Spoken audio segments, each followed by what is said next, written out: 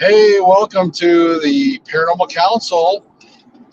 Thank you for joining us tonight. As you can already tell, I am hosting from the car tonight. In fact, I am passing through Knoxville as we speak, Knoxville, Tennessee. But tonight we're going to be talking about psychics and investigations, and we're going to kind of cover that. We're not saying that you should use them. We're not saying you shouldn't. We're going to talk about it. So you're going to want to tune in to find out. And we're also going to probably try to clarify some things as well, because some of you may even be confused by the term psychic or mediums. We'll kind of give you a little bit of difference. All right. So the panel is here tonight, I see. Guys, welcome. I hope you all having a good night. Pretty good night here in Virginia. Oh, yeah. Nice. Down here, too, in Louisiana. Well, we possibly may be joined by another panel member or an honorary panel member for now. I know he was experiencing some bad weather in his area. So, folks, we may be getting another fifth person that may pop in here at any minute. We'll act accordingly. But for now, we're going to get going. So, all right, guys, let's get into the whole psychics and investigations. So, as people watch and things like that, you know, we do there's a lot of ghost hunters, a lot of people getting into ghost hunting, or just a lot of people that have concerns. Maybe they're thinking about having teams come, and, you know, should teams or should psychics be involved? What does that look like? And what are the differences between a psychic and a medium? Yeah, I think that's where we need to start, is talking about the difference between them, because the terminology gets thrown around a lot, and there seems to be a lot of confusion, and some people don't like either term. So, and I think there's different, I don't want to call them levels, but just different variations in what people do with it. Right. Well, okay, so generally speaking, the loose definition, or if you want to look at it, psychics tend to be more of use their abilities and energies to read humans, right? The living, with past, present, future. Mediums tend to communicate more with spirits and energies and things like that. And there's a saying that goes around that says, all mediums are psychics, but not all psychics are mediums. So just kind of throwing that out there to the audience. I personally, this is just my own personal opinion, so this might be controversial and I might get people mad at me, but I typically, when I hear people call themselves a psychic, I generally internally roll my eyes a little, and I even almost throw up a little in my mouth, because I'm not a big fan of psychics in general. And I know some people are going to hate me. It's okay. I apologize. This is just, out of the years doing this, psychics tend to be, for me, in my experience, more of cold readers, and to me, more of a party trick or like a carnival thing. Again, you can prove me wrong if you want out there, but there is a reason why that, $1 million challenge for psychics to step up, nobody's ever been able to do it. I'm just throwing that out there. Now, mediums, on the other hand, I have met some very gifted people out there. It's few and far between. But that's just my opinion. I just wanted to get the conversation kicked off. There's a lot more I can go into, but I don't want to hog the floor. So, well, just to start off, you brought up the $1 million challenge, so I have to talk about that. But the amazing Randy, who set up that challenge, has put it up, and people have offered, who are very credible, including my remote viewing teacher, Major Ed Dames, on national radio with the Art Bell show. They had both of them on, both the amazing Randy and had Ed Dames on, and on a three-way interview kind of thing. And Art Bell offered to be mediate the thing. So it wouldn't be completely controlled by the amazing Randy, who is a self-confessed professional liar. Ed Dames did not want him in control of the whole environment. So Art Bell offered to be the go-between, the one who would basically referee. And at that point, the amazing Randy backed down because he did not want Ed Dames to actually call him out on his bullshit. Ed Dames said, "Yeah, we can do this. I've got beginner students doing this very challenge. We do it all the time. Let's do it." And Art Bell's like, "Yeah, let's do this." And the amazing Randy's like, "Well, we have to kind of like work it out with the lawyers, and they have to do this and that." And he backed away really, really quickly. First, because the amazing Randy doesn't have $1 million lying around like he says he does, and two, the challenge itself was too easy for remote viewers.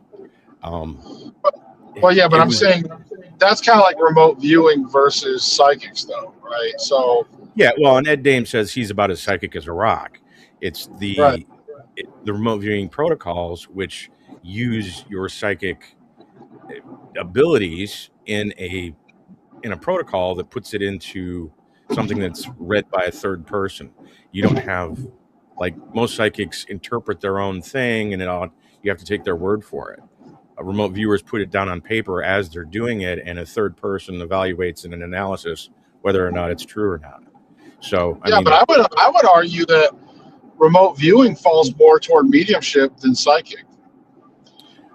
Well, in some cases, yes. It really all depends on the targeting, because remote viewing just uses the quantum computer that's between your ears. The format on how it's all given out is the difference between what a psychic would do and what remote viewer would do, and a large part of that is symbolism. There's no symbolism in remote viewing. It either is or isn't. And psychics will interpret things in symbolic form, like a dream. You interpret a dream to determine what it's really trying to say. To give you an example, John Edward is famous going on TV to, do the cold readings in front of large audiences and things of that kind. And he claims to be a medium and a psychic, and he uses his own language with the dead in order to find out what's going on. And it's based off of the history of his own life. So, in that, it's actually old reruns from the 70s. He will get a plot point from an old rerun that he saw in the 70s that he still remembers, and when that memory pops up out of nowhere, he interprets that plot point as being the message that the dead are telling him. For instance. But see, that's what I'm saying, though. I don't mean to interrupt you on that, but this is kind of the point that I think Jen was talking about, is like the terms get thrown around, and but what you're describing to me still is mediumship, not psychic, because he's communicating and getting messages from beyond from there, whereas psychics are utilizing living people right there in front of them, right? You know what I'm saying? Yeah, they're reading the people. Okay. Well, yeah, that's both. Where all mediums are psychics, but not all psychics are mediums. Yeah. See what I'm saying? It comes down to interpretation of the information that you're getting. Right. Like I was saying with John Edwards, he'll get a message in his head from an old Brady Bunch episode from Mom always said, don't play ball in the house, and if you are Gen X, you know exactly what I'm talking about. He will get that message, and he will interpret it as being, your mother's coming through. She remembers when you were, such a rowdy little kid, but she wants you to know that you're doing good and she loves you and blah, blah, blah. And that would be essentially the message that he would pull through. And a lot of psychics who are true psychics do the same kind of thing. They've created this whole language of symbolism based off of common aspects, which have to deal with relationship, money, family, or fertility, whether deal with children or having children or whatever. Common themes that are essentially repeatable based off of the information that comes down in the information they're getting. So, I mean, it's intuitive that way. I mean, you can do that with tarot cards. Tarot cards have that same feel to it. You can start to use tarot cards as a crutch to pull those symbolisms through that language that you're building. Well, But let's kind of look at, because I don't want to get too far in the weeds on some of this with definitions, but let's just say, for argument's sake, let's start with psychics, okay? And let's just say, because people tuned into this, maybe they know a psychic, maybe they are a psychic, maybe they're saying, okay, how can I utilize my buddy who's a psychic, not a medium, but how can I utilize a psychic in paranormal investigations? Let's start there, and then maybe after that, we can look at what would be our preferred method, or what would be another method, or, or would you even use any of that, and all that. So let's just start with the first thing is, how would people utilize, or what's the best utilization of psychics in investigations, as we know psychics to be dealing with people? well, I just talked a whole lot, so I'm going to let somebody else speak right now, even though I've got a thing. So, Jen? Even though you got a thing. Yeah. I don't know. That's a loaded question, honestly. Because I think ultimately, anybody who has who would call themselves a psychic or a medium or even intuitive, or what's the word that, Josh, I've heard you say it a bunch of times, you empathic, intuitive. Okay. I was hoping you didn't mean what I said off camera. Oh, no. Yeah. So there's a whole different ways of doing things. Like Stacey was kind of talking about the difference between how they process information, right? And I think you have to look at them individually, and each brings a different skill set to the investigation. And with that comes a different approach, right? Like he was talking about, a lot of psychics tend to use a lot of symbolism. I don't personally, in my experience, in the way I function, I don't think mediums do near as much of that. I believe they're more straightforward. Like when I receive information, it is a picture. It is not a symbol. I don't see apples for the color red, or red for the color, for apples, or I don't see some random thing and then have to try to connect the dots, right? So as far as psychics on the team, that's a tough one. It really is, because you're reading the people around you, right? So you're looking at the energy of the people around you. You're paying attention to that. And I'm not sure that they're much more effective than somebody who is empathic intuitive and, doesn't claim to be a psychic, maybe even doesn't use tarot cards or pendulums or other types of things. I've never actually worked with one on a team. I can say that. Well, I can't say that. I have done joint investigations with someone on another team who said they were, but I did not see any type of advancement in the techniques that were being done, or something new being brought to the table per se. If you want to get specific, a lot of times psychics will use tarot cards. And I know people who are not psychic, who are maybe intuitive, that will use a deck of cards and, ask for the spirit box to tell them what card they pulled out of the deck that's face down on the table. Just for confirmation, things like that. It's similar, but not quite the same. I don't know. That's a good question. That's a tough one as far as psychics go. As far as the psychic situation, being a Christian, and we can get into this a little bit later, but I actually have worked with three different people who called themselves psychics. I actually didn't work with them. I actually don't work with psychics in that capacity. I know several people who are what we call seers in the Christian faith, but we can talk more about that later. But the cases that I was involved in helping kind of consult with from a distance that they were using psychics. Um, I really didn't see a whole lot of help to the team other than they were actually helping maybe the team read the room a little bit, read some of the nuances that was going on in situations. I've actually seen more done with the medium kind of aspect than I have in the seer aspect than I have with the psychics. But that's my brief encounter with psychics was just that. So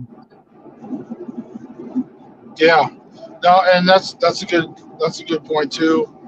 And I think too with throughout my years as I've done investigations, and if whenever you do this long enough, like most of us have on the panel, or at least been around it anyways, it's you tend to meet a lot of people. You tend to get people that want to help, or even if they join your team or help on a case or whatever it is, you just tend to interact with people throughout the years.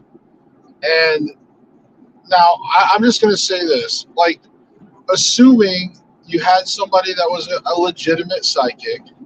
So if you're watching this and you're wondering what's the best way, my advice would be, if you have a psychic that is not really a psychic medium and they just tend to be more about reading people, then I think the way you could utilize a psychic would be maybe to talk with your clients. And most likely, I would probably do it maybe even after some of the first investigation. And once you and the rest of your team, or even yourself, whatever, gather some information, then you could bring in your psychic, have them talk to the client. If it seems like some of the haunting is kind of intertwined with something on the personal level, like it's not something like they're not being haunted by like George Washington or something,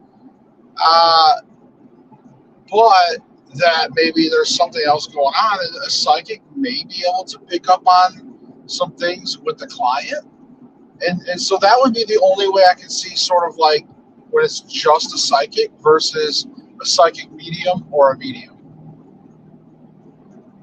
You have to treat a psychic the same way you would treat anything else in your team inventory. You have to get a skill set inventory of that person. If you're a videographer, you don't want them doing psychic medium work. They have a specific skill set, and you Right. use them for that skill set.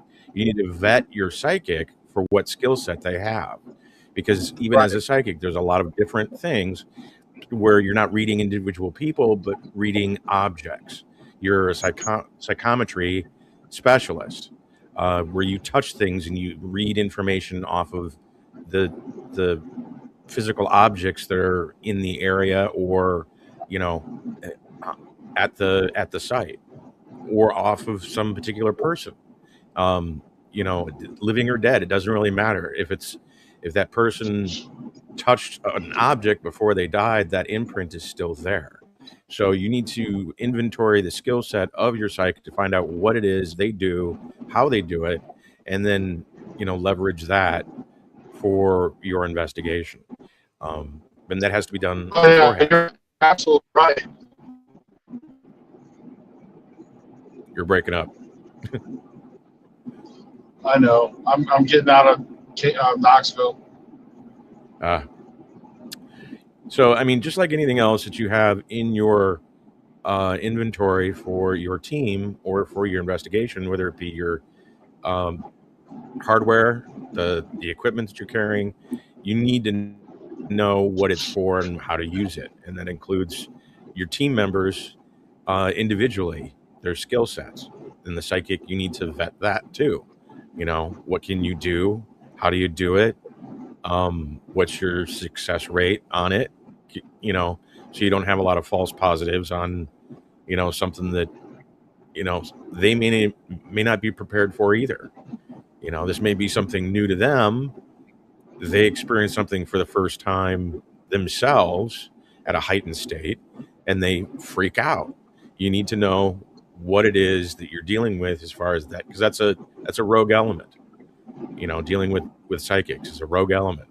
Unless they're experienced at what they do and know how to do it, you're introducing an element that may make the night junk. You know, nothing happens, or something that doesn't happen turns into drama. You know, that kind of thing. You don't really. It's like, I was gonna say, it's like if you brought your bomb sniffing dog to a drug case and left your drug sniffing dog at home. Right. You want to bring you want to bring the right tool for the right situation. Yeah. Yeah, And I think Stacey's right on that too, but like also with like an air of caution, right? And I don't think near enough teams do this. I've talked to a number of teams. Like when I was starting my own teams, I got a lot of advice. I got a lot of information from other leaders. And when it comes to people who claim to have any type of sensitivity or ability, whether they're claiming that they're intuitive or an empathic or a psychic or medium, whatever, Stacey is exactly right in that you have to treat every team member as if they are a tool in the tool belt. And you don't order a black box off the internet without knowing what it does, right? You may not know completely how it works, but then when you get it and you're interacting with it, when you're interviewing a team member, then the next thing is, okay, how does this work? How is this going to help us, right? Or when you're researching, how would this be helpful to the team? Is this something we want to seek out to bring on? And in all of the packets from all these different teams that I saw when I was building my own and everything, I don't recall a single one of them actually asking those questions.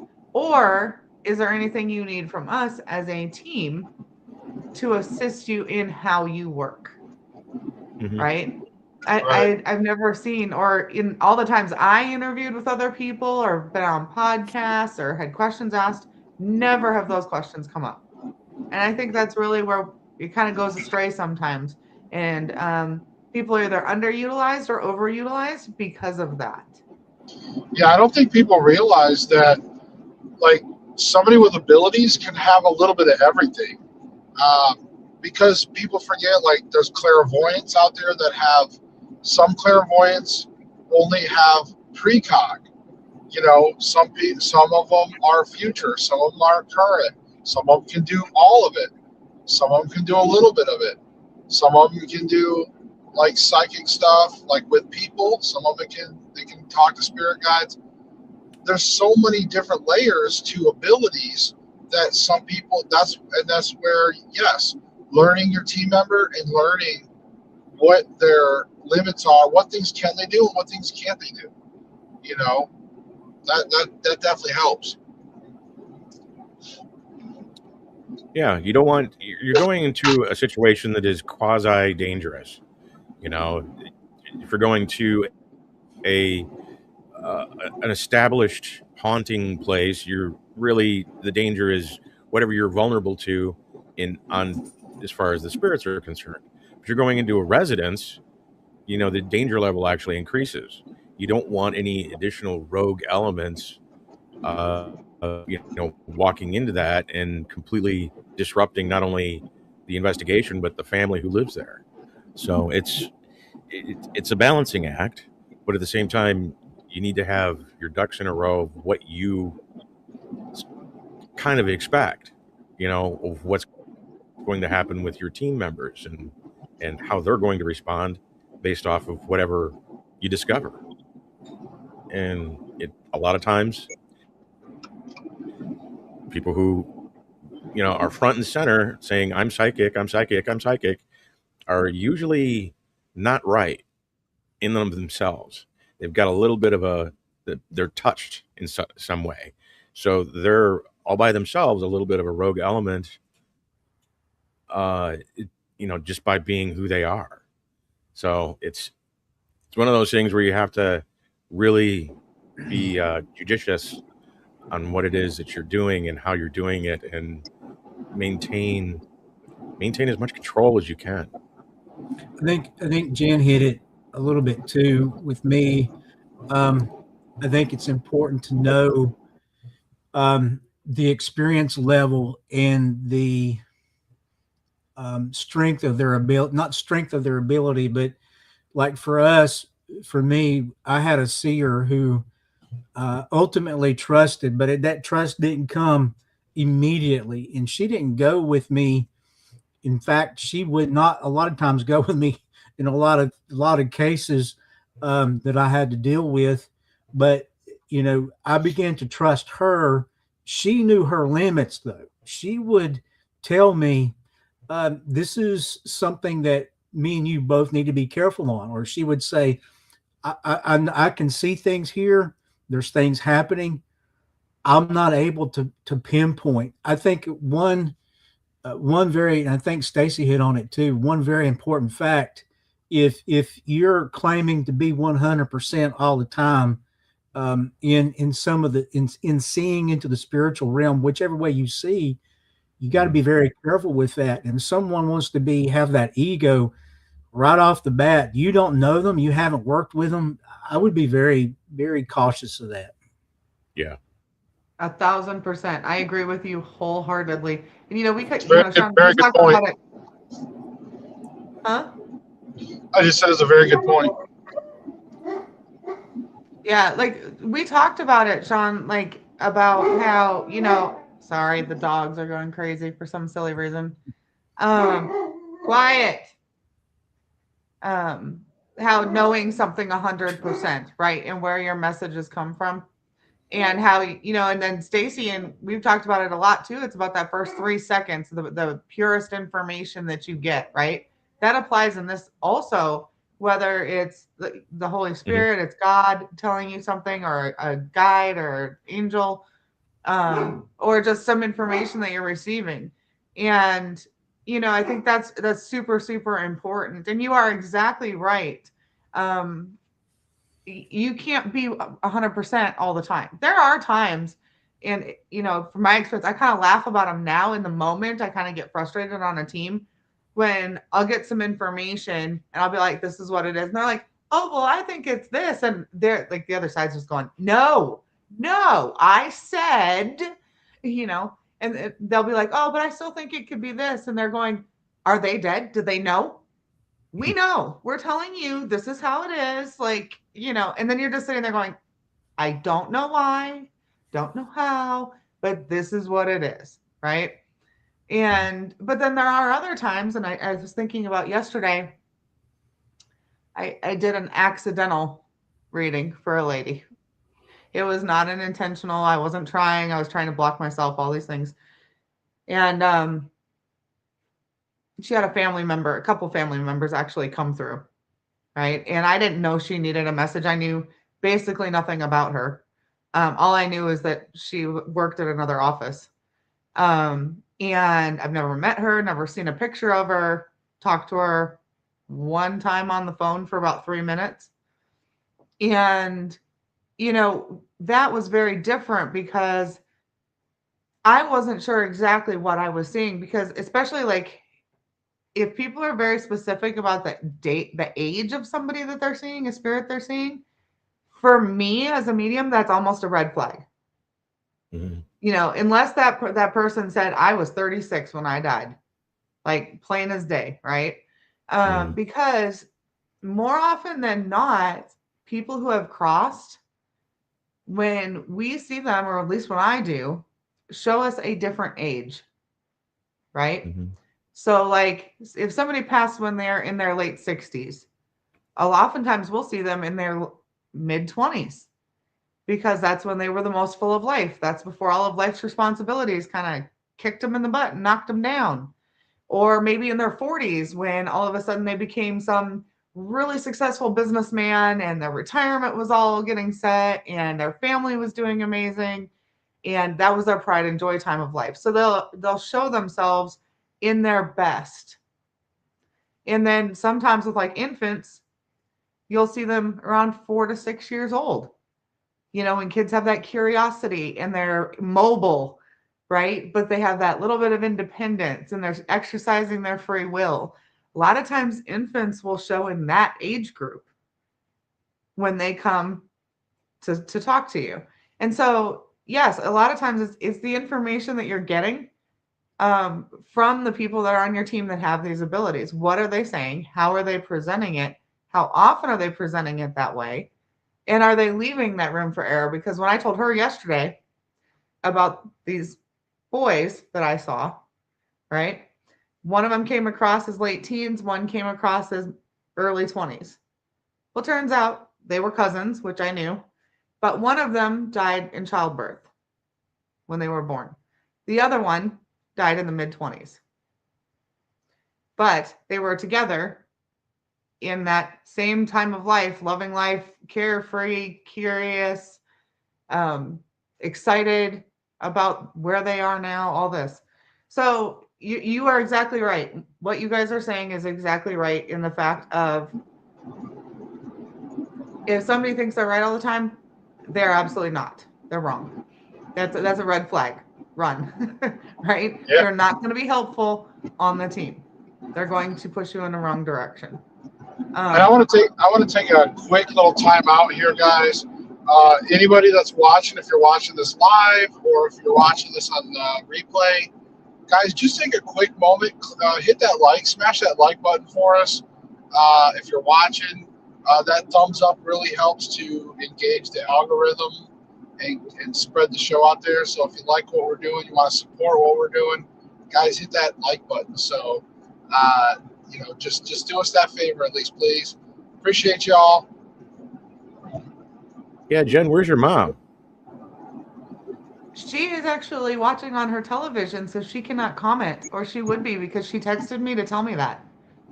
She also said she really enjoys listening to you, Stacy. Oh, great. Mm-hmm. She texting you? Yes, she's texting me. And after that statement, I'm probably going to get another text, just so y'all know. Sean, I want to go back to what you were talking about.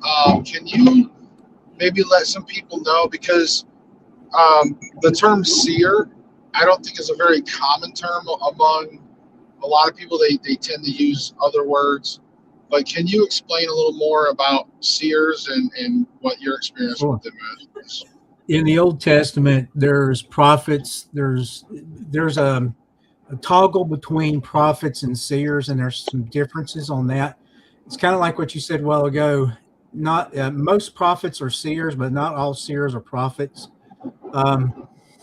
So a seer in the Old Testament is someone who sees into the spiritual realm, not like necessarily talking to the dead, necessarily kind of thing, but it's kind of like Elijah when he's standing there and he's talking about, he prays and says, God, show this other guy, his apprentice, what's going on in the spiritual realm. There is people who can see into the spiritual realm beyond the symbolism. They're actually seeing into what the spirits are doing, what is actually taking place in that behind that veil, so to speak.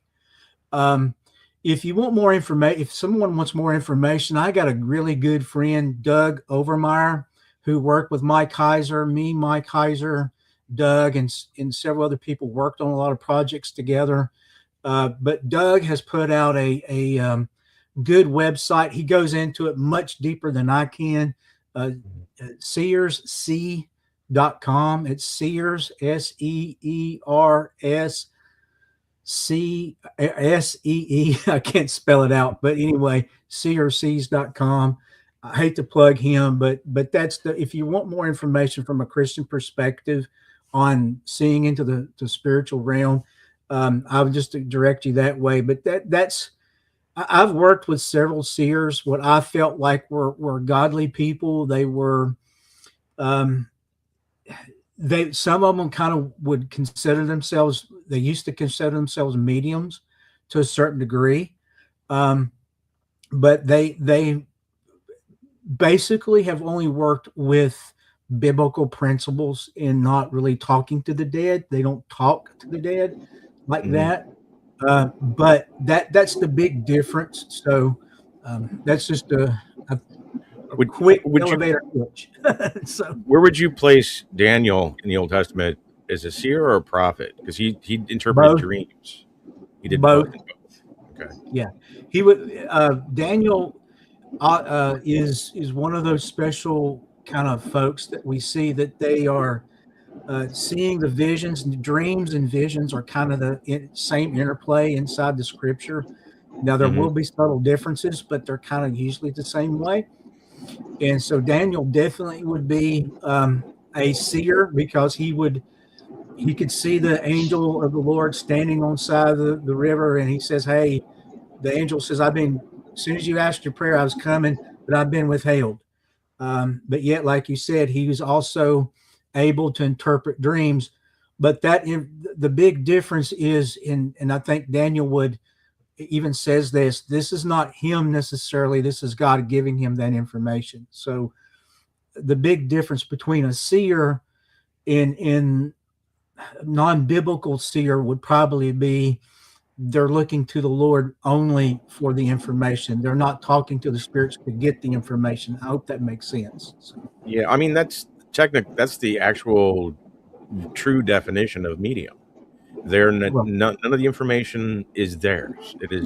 They are the go between, the in between, the medium between one and the other.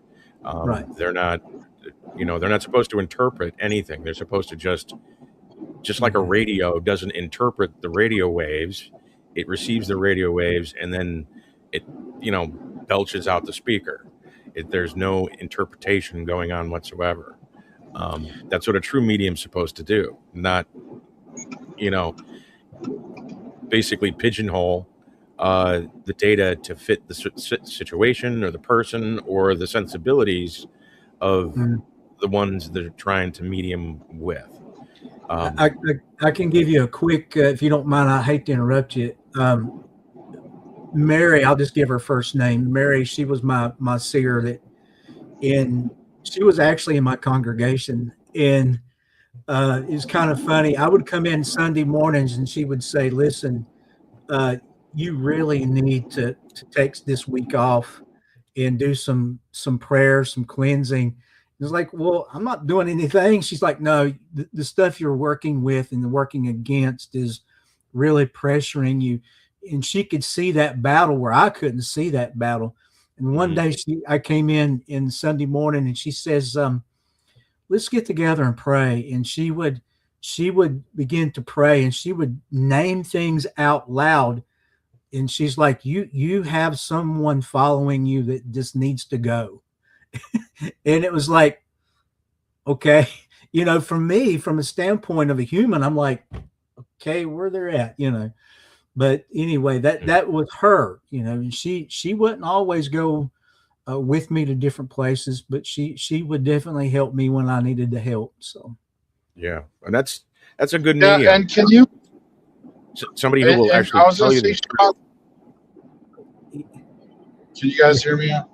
yeah. I was going to say, Sean, can you kind of describe a little bit about how a seer helps you? Like, how do you utilize a seer in your spiritual battles when you go to like somebody's house or something? Well, with Mary, I would basically, if I would call her up and say, "Hey, I've got something going on. I need someone a little bit more attuned to what's going on around me from a biblical perspective," I would ask her only to let me know what she thought was important for me to know. I would not have her going around trying to figure out who everybody was or whatever was going on.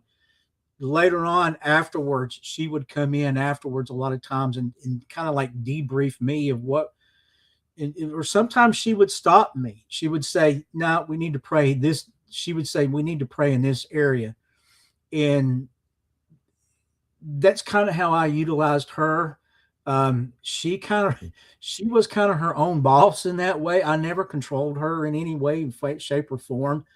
but she knew she can come to me at any time and say, we need to stop, or we need to do this, or we need to do that. And I trusted her because she never interjected herself with information that was foolish. Like I worked with one person who claimed to kind of have this ability. And it's kind of what I meant a while ago. Every few minutes, they were stopping me, every few seconds. Well, we got to go do this. We got to do that. And it was like, it was interrupting, a lot of interrupting. And so, but when she interrupted, I listened because I trusted her. I knew what she was doing. She would never interrupt me, and she even corrected me a few times in prayer. I mean, she says, well, you're halfway on the right track. You need to go here, and it was, I trusted her with that. But that's kind of how I did that. I never had her to walk a house to figure out what was going on. I never put her in that position. She told me she did not want to be in that position. But she did do a few cases with me where she came out and said, this was what's happening and this is what needs to be done. And she's like, that's it, and what she said was what we did. And to this day, we haven't had to go back there. So nice. That's the best kind. You get the cleansing and all that stuff happens in one swoop. Yeah, she was really good. Now she would tell me when she wasn't comfortable in telling me something. And I will say this too. She had her way of saying, I don't know for sure. Like she would say to me, one of her code words for I don't know is I don't know. That's what she told me. She said, my key word is I don't know. I'm lost. Mm-hmm. But boy, when she spoke up, I listened because I knew what she was doing. Nice.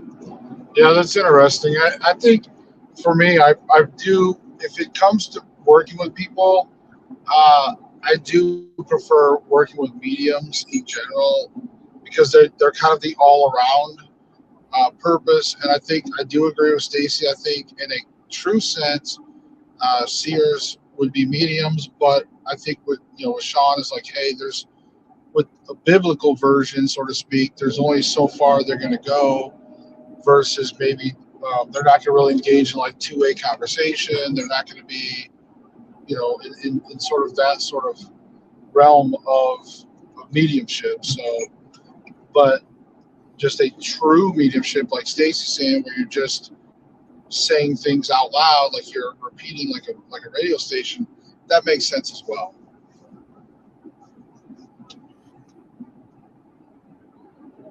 Yeah, it all comes down to the integrity of the information, and a lot of times people who self-proclaim to be psychic have a huge ego that goes along with it.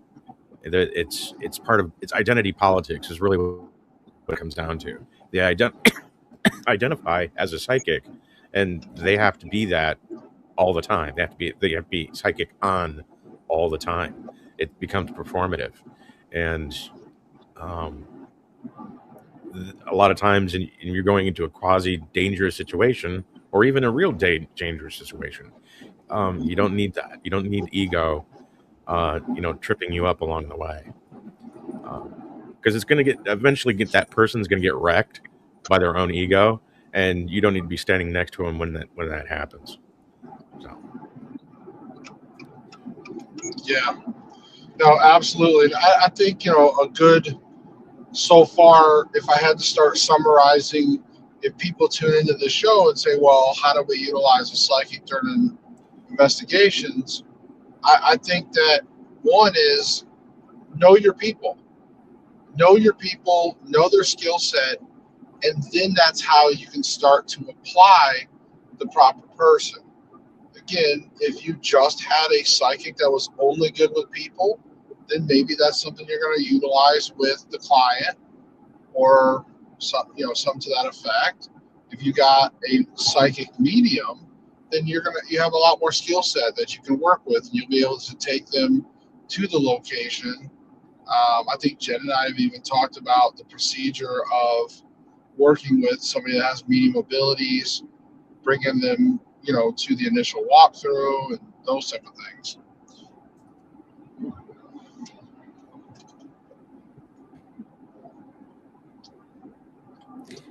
I know one of the teams that were using a psychic type person, I thought was helpful in the sense that they knew a lot of esoteric stuff.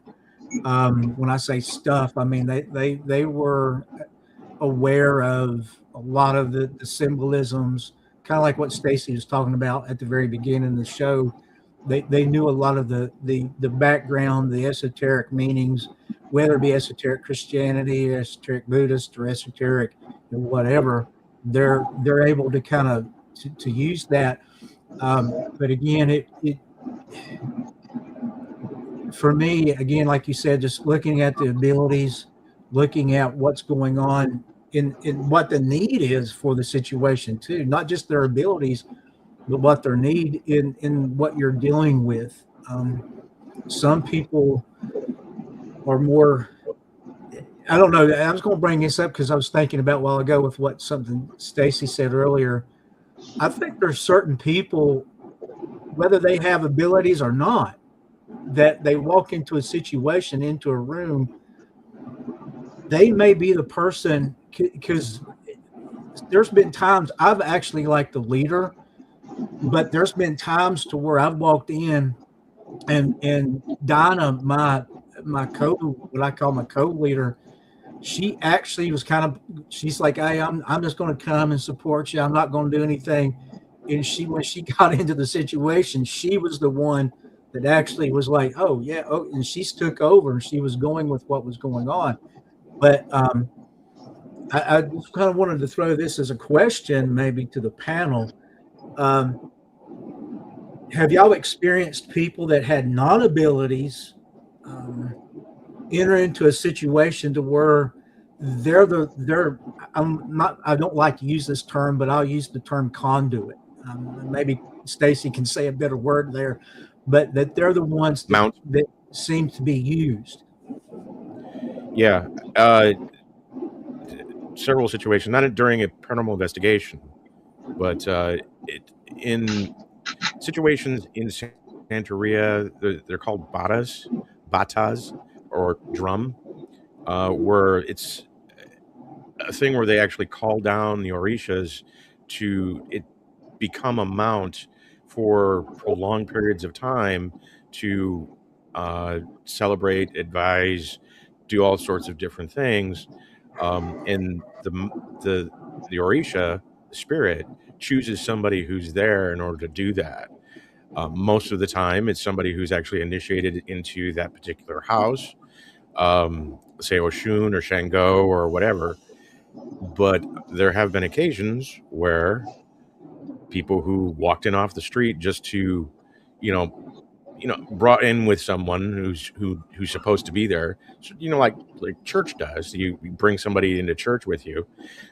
People do that with badas too. They'll bring somebody in, and because there's all this dancing and all kinds of fun stuff going on, next thing you know, they get mounted themselves, and they had no idea what was going on. They had an ability they had no idea was within them, and the spirit saw that and basically shot them between the eyes with a lightning bolt. Not literally, but that's what it sometimes feels like, and they get mounted, and they're now part of the process. Now, from their perspective, they have no memory of it. As soon as they get mounted, it's like when you go to sleep.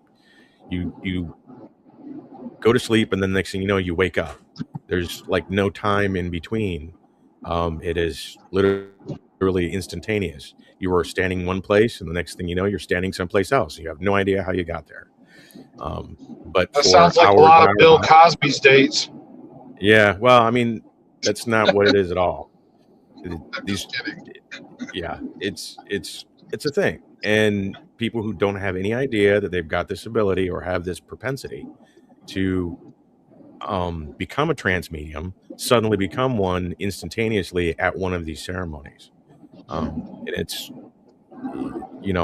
when they come out of it, they usually look like somebody who jumped out of an airplane for the first time.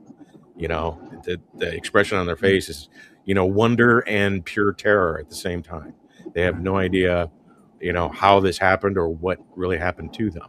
So that situation is, like I said, not a paranormal investigation, but people have abilities. They don't even know themselves really. And when they're put into a situation they're not familiar with in the paranormal, weird stuff happens. And the people who it usually happens to are people who are have a worldview paradigm that is rock solid. They know what the world is about. They have a good beat on things. This is the way things are. Next thing you know, the world just got flipped on its head because their worldview paradigm now is completely different. That's want to argue that in all of that, it is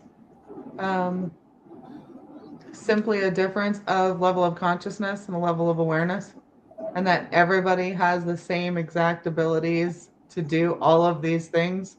They're just simply not aware of it. To a certain degree, I mean, you can teach anyone to play the piano, but you're not going to be able to get everyone to be good at it. It's one of these things where that actually is a skill that has to be worked upon. Whether you're talking about mediumship or psychic ability, these are skills that have to be worked on. Nobody's, born psychic and stays that way. Life gets you, and depending on how it's nature versus nurture kind of thing. If your nurturing environment was very prohibitive, your whatever psychic ability you had when you were younger is going to be repressed. If you have an environment where your psychic ability is actually part of your survival, like you were in an abusive household, raging alcoholic for a father or a mother or whatever it is, you had to be able to read the room before you walked in. That turns into a psychic ability all by itself. It's a defensive mechanism. And a lot of the most famous psychics, that's the household they lived in. It was a very abusive household. And they developed the ability strictly for survival. And soldiers in the field do the same thing. They develop psychic abilities while they're in the field because anything can be an IED. And when they get their spidey sense starts to tingle, they start responding differently because they get that feeling, they get that psychic buzz that they need to actually pay attention to. It's a matter of survival. Yeah, and I think I've always, and I even said it earlier at the start of the program, I've always believed in that too, that everybody has the abilities. We're all connected to the spiritual universe. But some people are more natural than others, and some people would take years to like you said, Stacey, play the piano, but they may not ever play it really good. They're not going to be no Mozart, So, I agree. I agree with that for sure. Well, there's also free will and temptation and, things like fear that all play a part in that as well, right? Mm-hmm. Yeah. Well, I think with me, when I do my spiritual warfare training with pastors and lay people, one of the things I try to share with them is, look, I'm not a seer, I'm not a medium, I'm not having those abilities out front, but I've been working in this field for so long. I know where to look. I know what to look for. I know what the experience is. And so I see things probably more than most people do, but I personally do not see into that spiritual realm like my seers would see into that spiritual realm. So I think that there's got to be certain people. This is my opinion. I think there's certain people that does have more of that ability than in maybe I would say a God-given talent and a God-given gift, if you will, to kind of put that in perspective. more than me, but like I know where to look, what to do, but yet at the same time, I'm not seeing behind the veil like my seers see. So I think there's a little bit of a difference here. I would kind of put that out there. Well, it all comes down Yeah. to paying attention. The information that comes to you is paying attention to it. Somebody who's into music, you can hear the perfect pitch because you've been trained. You trained your ear to know what that pitch is. That training, that paying attention, starts to become a muscle memory in and of itself. Because you've experienced it before, you know what it is, and you know what to look out for. It is something that's in your, foreground of, your toolkit. When you come across something new that gets filed under a new thing, that you have to actually work on that. What does this mean? What is this information that I'm getting? Some people see things. You talk about seers. Well, most psychics aren't seers. They're auditory. They hear things, or they're empaths. They feel things. They feel anger. They feel a negative force or negative pressure, things of that kind. They're not actually seeing much of anything. They're using their other senses to create a picture, which is where you might actually get the term seer. I don't know. I haven't been around the Christian sect on that front, but your five senses, actually it's more than that. We have more than five senses. We have a sense of time, a sense of space, all of that. But you use these things as informational gateways, and that is your psychic inroad. And some people are better at hearing things. Some people are better at seeing things. Some people are better at feeling things, even smelling things. You can smell, cigar smoke that doesn't exist. It's information that comes in, it comes in through those, what the brain interprets as your five senses. So a good psychic would know the full breadth of their skill set. Yeah. Well, I would say, guys, it's been a really good show tonight. I think we've covered a lot of this, and there's always, like, we can go down so many rabbit holes. That's the great thing about this panel. I really hope you guys watching got to learn a lot. Like I said, I love these guys, and I learn so much every time I come here. Even though I've been doing it for a long time, so it's just such a good show. So I hope you guys tune in, like, share, subscribe, all that good stuff. And don't forget, we do this every Thursday, 9 p.m.